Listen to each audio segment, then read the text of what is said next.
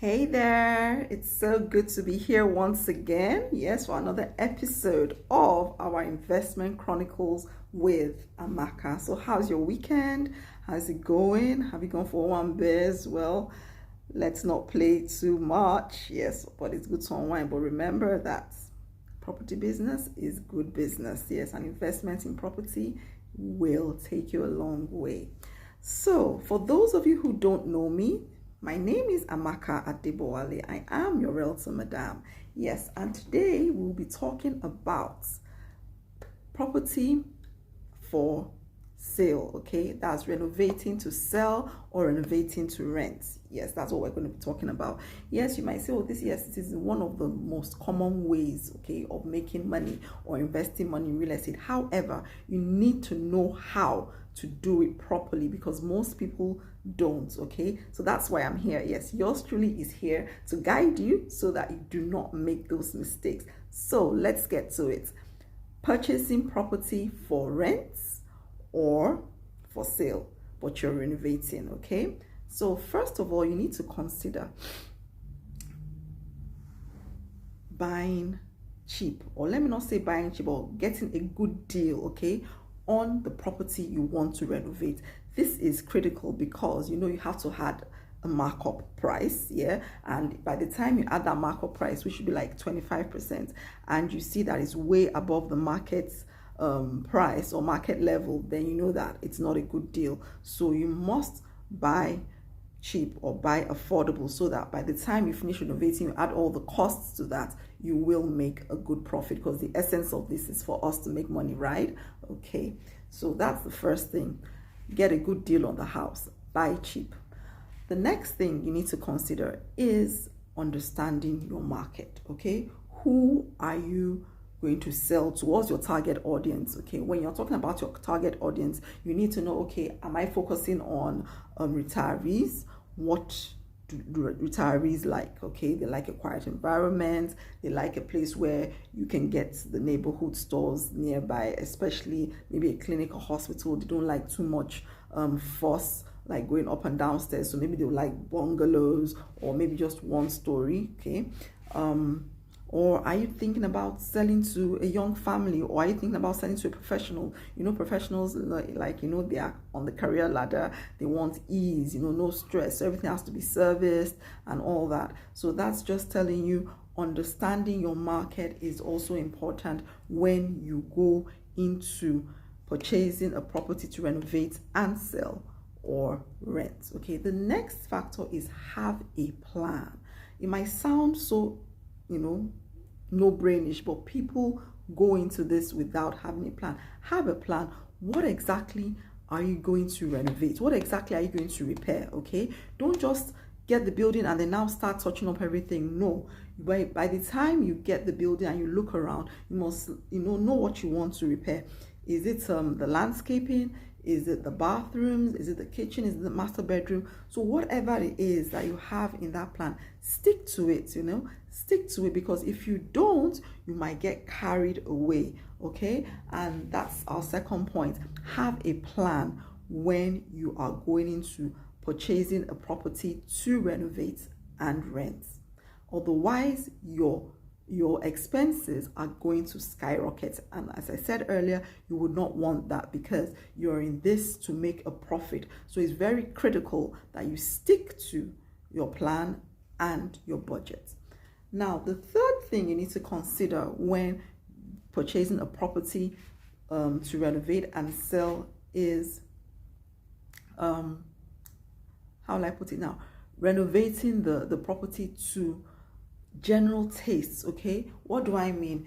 Sometimes we can try and reflect our tastes on whatever it is we're renovating. This is wrong. Okay, try and get something that the generality of the public will like. So it's usually advisable to stick to neutrals, okay, like when you are painting, like white, like nude, okay, so that somebody will come in, not that, oh, you now go to basic colors like maybe fuchsia pink in the living room. No, excuse me, that will not work for everybody. So you try and keep it calm, simple, the nudes, the cool, calm whites and all that, so that it will appeal to a wide variety of buyers. Okay, don't let your personal tastes, okay, come to bear in the renovating of these properties.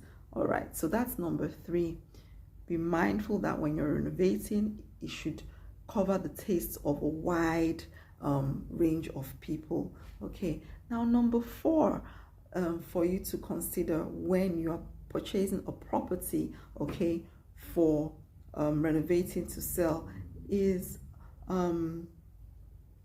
have sufficient funds. Yeah, most people think, oh, it's easy, okay, it's a no-brainer, but you have to understand that, especially in our economy right now, inflation is like this. Okay, so you need to have sufficient funds, because renovating most times can be more expensive than going to building a new structure. But there are reasons why you want to purchase a property to renovate and sell. For instance, in areas like Ikoyi, okay, where old Ikoyi, for instance, where you might not get new land or fresh land to build, okay, you can buy an older building and renovate it to your taste. So make sure you have sufficient funds. So when you're drawing up your budget, take into consideration the workmen that are going to be required, your bricklayers, your carpenters,